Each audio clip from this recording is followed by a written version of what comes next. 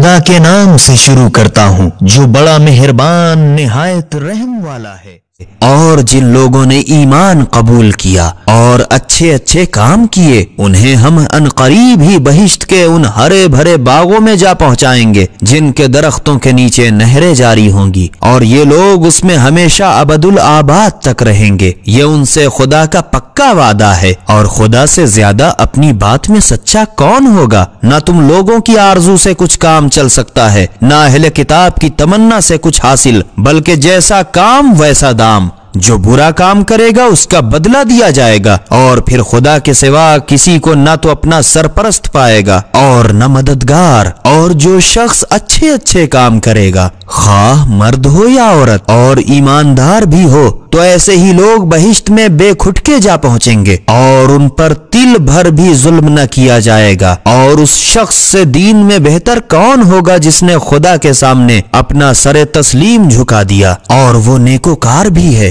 اور ابراہیم کے طریقے پر چلتا ہے جو باطل سے کترا کے چلتے تھے۔ اور خدا نے ابراہیم کو تو اپنا خالص دوست بنا لیا، اور جو کچھ آسمانوں میں ہے اور جو کچھ زمین میں ہے، غرض سب کچھ خدا ہی کا ہے، اور خدا ہی سب چیز کو اپنی قدرت سے گھیرے ہوئے ہے۔ اے رسول صلی اللہ علیہ وآلہ وسلم، یہ لوگ تم سے یتیم لڑکیوں سے نکاح کے بارے میں فتوے طلب کرتے ہیں، تم ان سے کہہ دو کہ خدا تمہیں ان سے نکاح کرنے کی اجازت دیتا ہے، اور جو حکم مناہی کا قرآن میں تمہیں پہلے سنایا جا چکا ہے وہ حقیقتاً ان یتیم لڑکیوں کے واسطے تھا جنہیں تم ان کا معین کیا ہوا حق نہیں دیتے، اور چاہتے ہو کہ یوں ہی ان سے نکاح کر لو۔ اور ان کمزور ناتواں بچوں کے بارے میں حکم فرماتا ہے، اور وہ یہ ہے کہ تم یتیموں کے حقوق کے بارے میں انصاف پر قائم رہو، اور یقین رکھو کہ جو کچھ تم نیکی کرو گے تو خدا اس سے ضرور واقف کار ہے۔ اور اگر کوئی عورت اپنے شوہر کی زیادتی و بے توجہی سے طلاق کا خوف رکھتی ہو تو میاں بیوی کے باہم کسی طرح ملاپ کر لینے میں دونوں میں سے کسی پر کچھ گناہ نہیں ہے، اور صلح تو بہرحال بہتر ہے، اور بخل سے تو قریب قریب ہر طبیعت کے ہم پہلو ہے۔ اور اگر تم نیکی کرو اور خست سے بچے رہو تو خدا تمہارے ہر کام سے خبردار ہے، وہی تم کو اجر دے گا۔ اور اگرچہ تم بہتیرا چاہو لیکن تم میں اتنی سکت تو ہرگز نہیں ہے کہ اپنی متعدد بیویوں میں پورا انصاف کر سکو، مگر ایسا بھی تو نہ کرو کہ ایک ہی کی طرف ہمتن اتنا مائل ہو جاؤ کہ دوسری کو ادھڑ میں لٹکی ہوئی معلق چھوڑ دو۔ اور اگر باہم میل کر لو اور زیادتی سے بچے رہو تو خدا یقینی بڑا بخشنے والا مہربان ہے۔ اور اگر دونوں میاں بیوی ایک دوسرے سے بذریعہ طلاق جدا ہو جائیں تو خدا اپنے وسیع خزانے سے فراغ بالی عطا فرما کر دونوں کو ایک دوسرے سے بے نیاز کر دے گا، اور خدا تو بڑی گنجائش اور تدبیر والا ہے۔ اور جو کچھ آسمان میں ہے اور جو کچھ زمین میں ہے، غرض سب کچھ خدا ہی کا ہے۔ اور جن لوگوں کو تم سے پہلے کتاب خدا عطا کی گئی ہے ان کو اور تم کو بھی اس کی ہم نے وصیت کی تھی کہ خدا کی نافرمانی سے ڈرتے رہو، اور اگر کہیں تم نے کفر اختیار کیا تو یاد رہے کہ جو کچھ آسمانوں میں ہے اور جو کچھ زمین میں ہے، غرض سب کچھ خدا ہی کا ہے، جو چاہے کر سکتا ہے، اور خدا تو سب سے بے پرواہ اور ہمہ صفت موصوف ہے۔ اور جو کچھ آسمان میں ہے اور جو کچھ زمین میں ہے، غرض سبھی خاص خدا کا ہے،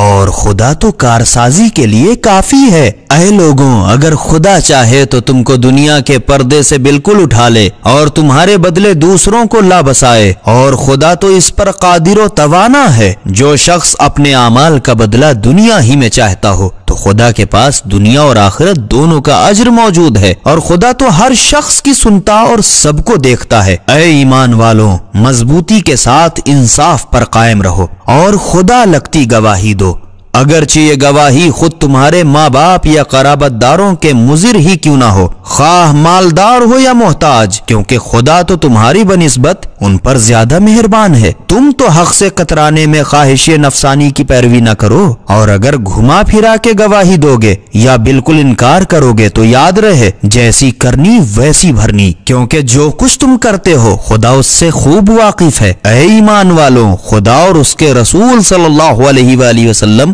اور اس کی کتاب پر जो उसने अपने रसूल मोहम्मद सल्लल्लाहु अलैहि वआलैहि वसल्लम पर नाजिल की है और उस किताब पर जो उसने पहले नाजिल की, ईमान लाओ। और ये भी याद रहे कि जो शख्स खुदा और उसके फरिश्तों और उसकी किताबों और उसके रसूलों और रोज़े आखिरत का मुनकिर हुआ तो वो राह रास्त से भटक के बहुत दूर जा पड़ा। बेशक जो लोग ईमान लाए उसके बाद फिर काफिर हो गए, फिर ईमान लाए और उसके बाद फिर काफिर हो गए और फिर कुफ्र में बढ़ते चले गए, तो खुदा ना उनकी मगफिरत करेगा और ना उन्हें राह रास्त की हिदायत ही करेगा। ऐ रसूल सल्लल्लाहु अलैहि वसल्लम, मुनाफिकों को खुशखबरी दे दो कि उनके लिए जरूर दर्दनाक अजाब है। जो लोग मोमिनों को छोड़कर काफिरों को अपना सरपरस्त बनाते हैं, क्या उनके पास इज्जत व आबरू की तलाश करते हैं? इज्जत तो सारी बस खुदा ही के लिए खास है। मुसलमानों, हालांकि तुम पर अपनी किताब कुरान में ये हुक्म नाजिल कर चुका है कि जब तुम सुन लो कि खुदा की आयतों से इनकार किया जाता है और उससे मस्खरापन किया जाता है, तो तुम उन कुफ्फार के साथ मत बैठो यहाँ तक कि वो किसी दूसरी बात में गौर करने लगें, वरना तुम भी उस वक्त उनके बराबर हो जाओगे। इसमें तो शक ही नहीं कि खुदा तमाम मुनाफिकों और काफिरों को एक न एक दिन जहन्नम में जमा करे हीगा। वो मुनाफिकीन जो तुम्हारे माआले कार के मुंतजिर हैं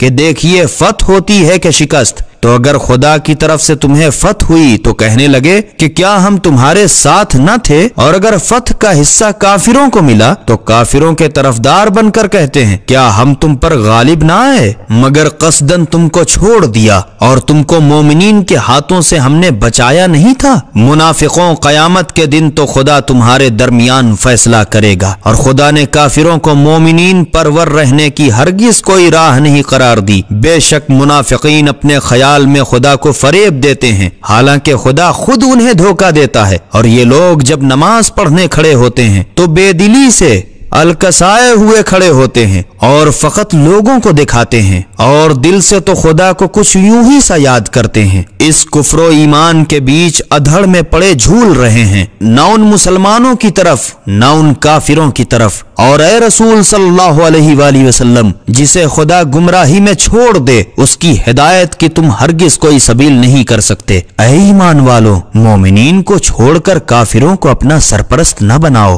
क्या तुम ये चाहते हो कि खुदा का सरीही इल्जाम अपने ऊपर कायम कर लो? इसमें तो शक ही नहीं कि मुनाफिकीन जहन्नम के सबसे नीचे तबके में होंगे। और ए रसूल सल्लल्लाहु अलैहि वसल्लम, तुम वहाँ किसी को उनका हिमायती भी न पाओगे, मगर हाँ, जिन लोगों ने निफाक से तौबा कर ली और अपनी हालत दुरुस्त कर ली और खुदा से लगे लिपटे रहे और अपने दीन को महज खुदा के वास्ते नरा खरा कर लिया, तो ये लोग मोमिनीन के साथ बहिश्त में होंगे और मोमिनीन को तो खुदा अनकरीब ही बड़ा अच्छा बदला अता फरमाएगा। अगर तुमने खुदा का शुक्र किया और उस पर ईमान लाए तो खुदा तुम पर अजाब करके क्या करेगा, बल्कि खुदा तो खुद शुक्र करने वालों का कदरदान और वाक़ई